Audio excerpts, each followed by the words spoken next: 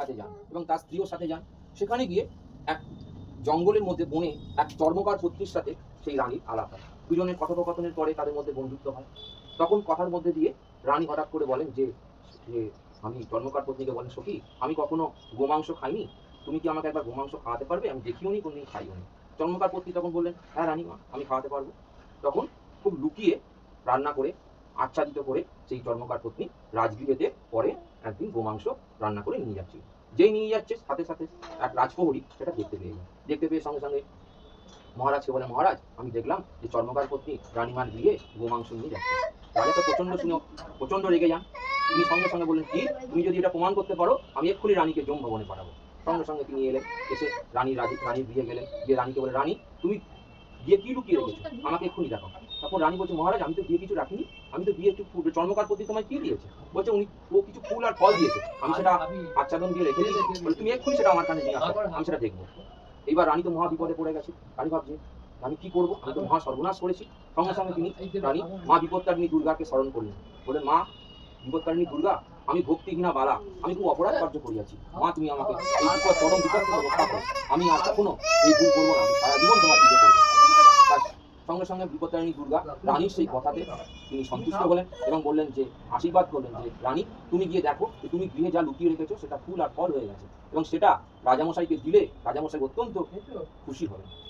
রানী তখন মা বিপত্তারিণী দুর্গার উপর ভরসা করে এই চুপিটাকে রাজার সামনে নিয়ে এসছে। রাজা চুপিটাকে খুলে আচ্ছাদনটা খুলে দেখে যেটার মধ্যে সব ফুল আর ফল হয়ে গেছে, এবং দেখে খুব খুশি হলেন। রানীর এই কার্যটা দেখে খুব খুশি হলেন এবং রানীর প্রশংসা করতে লাগলেন। সেই তারপর থেকে রানী কি করলেন, বিপত্তারিণী দুর্গার অর্থাৎ এই বিপত্তারিণী দুর্গা মায়ের পুজো শুরু করলেন।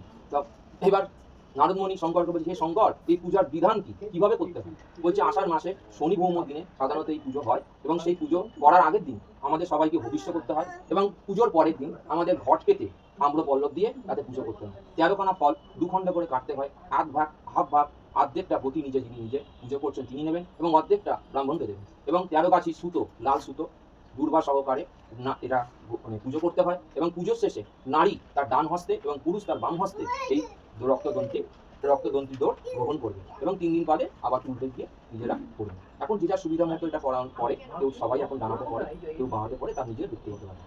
এছাড়া সারাদিন তো তোমার ওই 13খানা ফলকেই থাকতে হবে, এবং এখন লুচি ভাজিয়ে খাওয়ারও 13টা লুচি খাওয়ার কোথাও প্রচলিত আছে। সেই থেকে পৃথিবীতে এই আষাঢ় মাসে শনি ভৌম দিনে এই ব্রত প্রচলিত হয়ে আসছে পৃথিবীতে। এই ব্রত যিনি করেন তিনি কখনো দুঃখে পতিত হবেন না।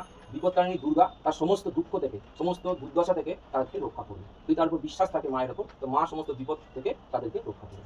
স্বয়ং ভগবান বলেছেন বিপত্তারিণী দুর্গার ব্রত যিনি করেন বা যিনি শোনেন, সবাই এই বিপত্তারিণী দুর্গার থেকে তার থেকে আশীর্বাদ গ্রহণ করেন।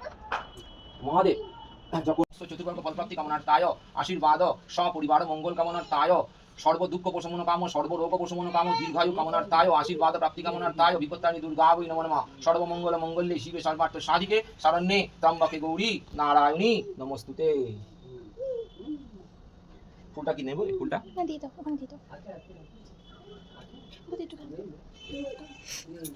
ओम सर्वमंगल मंगल्ये शिवे सर्वार्थ साधिके शरण्ये त्र्यंबके गौरी नारायणी नमस्तुते। सृष्टि स्थिति विनाशानं शक्तिभूत सनातनी गुणाश्रय गुणमय्ये नारायणी नमस्तुते। शरणागत दीनार्थ परित्राण परायणे सर्वशक्तिर देवी नारायणी नमस्तुते। তো তোমরা সবাই শুনতে পেলে যে মা বিপত্তারিণীর ব্রত কথা এতক্ষণ ধরে বলা হচ্ছিল, তো তোমরা সবাই সেটা শুনতে পেলে এবং সবাই কমেন্ট করে জানাবে সেটা কেমন লাগলো। আর হচ্ছে কি আমার এখানে পুজো দেওয়া হয়ে গেছে, তাই আমি এখানে বাড়িতে এসে এই যে 13টা লুচি খুব ছোটো ছোটো করে ভাজছি, 13টা লুচি আর তরকারি খুব নিরামিষ নুন ছাড়া করেছি। ঠিক আছে, তো আজকের মতন ভিডিওটা এখানে, দেখা হচ্ছে নেক্সট ভিডিওটা। টাটা।